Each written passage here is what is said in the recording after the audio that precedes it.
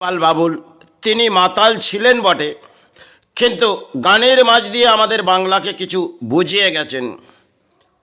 যে সমস্ত গান উনি হয়তো গেয়েছেন, সে সমস্ত গানের মধ্যে এক একটি লজিক তিনি দিয়েছেন বটে।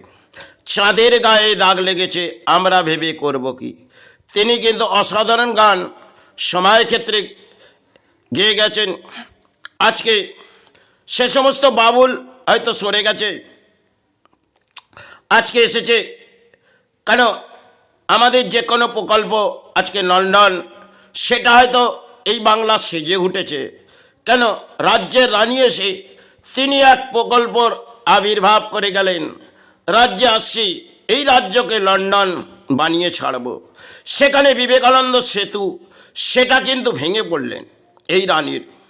আর একের পর এক তিনি হয়তো প্রকল্প শিলা করছে, কখনো প্রকল্প করে যাচ্ছে।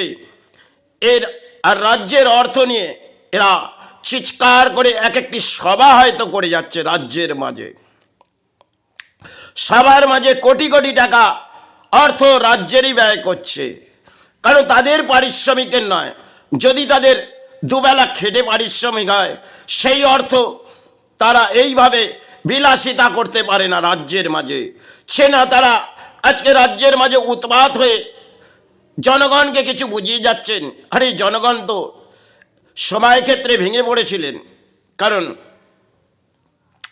একটা সময় হয়তো জনগণ ভেঙে পড়লেন। সে রাজ্যে নতুন করে কেউ আসুক, তাহলে জীবনের সাহারা আসবে। কিন্তু রানী আসার পর একের পর এক প্রকল্প কতটা বাস্তবায়িত হলো তা জানি না, কিন্তু লন্ডন সেটা রাস্তাঘাট তার হয়তো আবির্ভাব কিছু আছে। আর আমাদের রাস্তাঘাট যেগুলো আমাদের রাজ্যের মাঝে আছে, এক একটা পার করতে গেলে বহু সময় লেগে যাবে। সে সমস্ত সিগন্যাল, যে সমস্ত সিগন্যাল আমরা রাজ্যের মাঝে দেখব, কেন চারদিকে ভাড়াটি, দোকান পাশাড়ি আর রোড হয়তো আছে, আর রাজ্য সেজে উঠেছে হয়তো লন্ডনের আবির্ভাবে। কেন নেত্রী ব্যাখ্যা দিয়েছে লন্ডন করে দিয়ে যাচ্ছেন, আর এই লন্ডন কখনো কখনো ভেঙে পড়ছে, কারণ রাজ্যের জনগণ উন্মাদ হয়েছিলেন।